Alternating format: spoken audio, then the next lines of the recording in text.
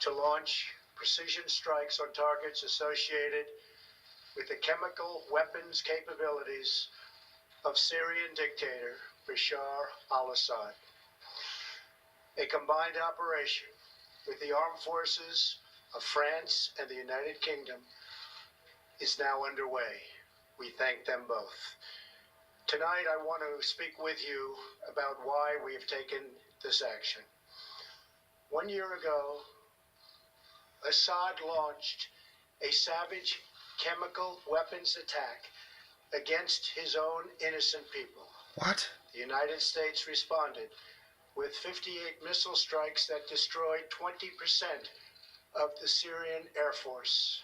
Last Saturday, the Assad regime again deployed chemical weapons to slaughter innocent civilians, this time in the town of Douma, near the Syrian capital of Damascus.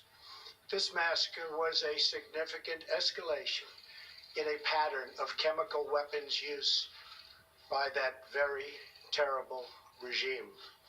The evil and the despicable attack left mothers and fathers, infants and children thrashing in pain and gasping for air.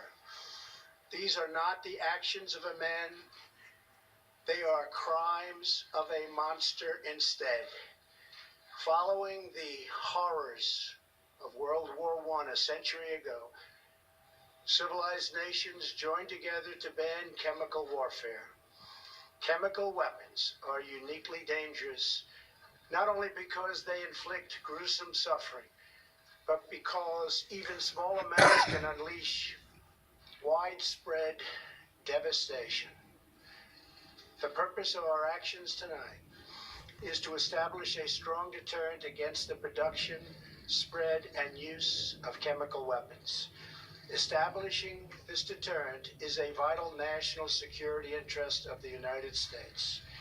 The combined American, British, and French response to these atrocities will integrate all instruments of our national power, military, economic, and diplomatic. We are prepared to sustain this response until the Syrian regime stops its use of prohibited chemical agents.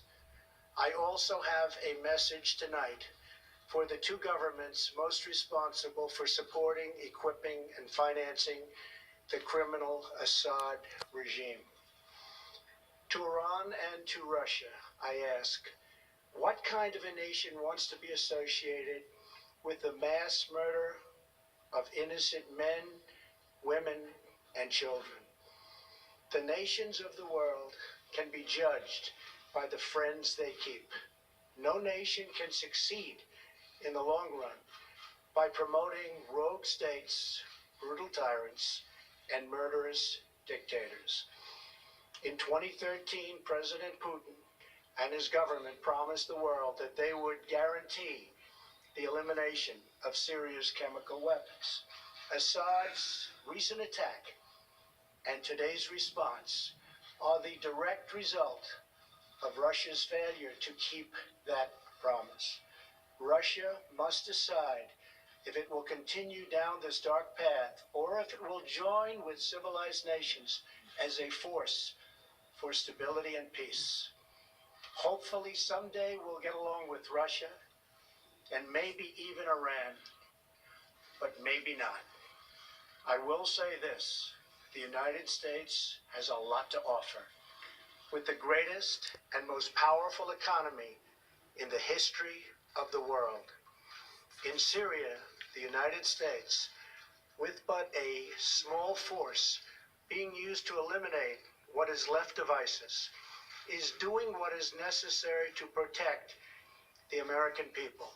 Over the last year, nearly 100% of the territory once controlled by the so-called ISIS Caliphate in Syria and Iraq has been liberated and eliminated. The United States has also rebuilt our friendships across the Middle East. We have asked our partners to take greater responsibility for securing their home region, including contributing large amounts of money for the resources, equipment, and all of the anti-ISIS effort. Increased engagement from our friends, including Saudi Arabia, the United Arab Emirates, Qatar, Egypt, and others, can ensure that Iran does not profit from the eradication of ISIS. America does not seek an indefinite presence in Syria under no circumstances. As other nations step up their contributions, we look forward to the day when we can bring our warriors home, and great warriors they are. Looking around our very troubled world, Americans have no illusions. We cannot purge the world of evil or act everywhere there is tyranny. No amount of American blood or treasure can produce lasting peace and security in the Middle East.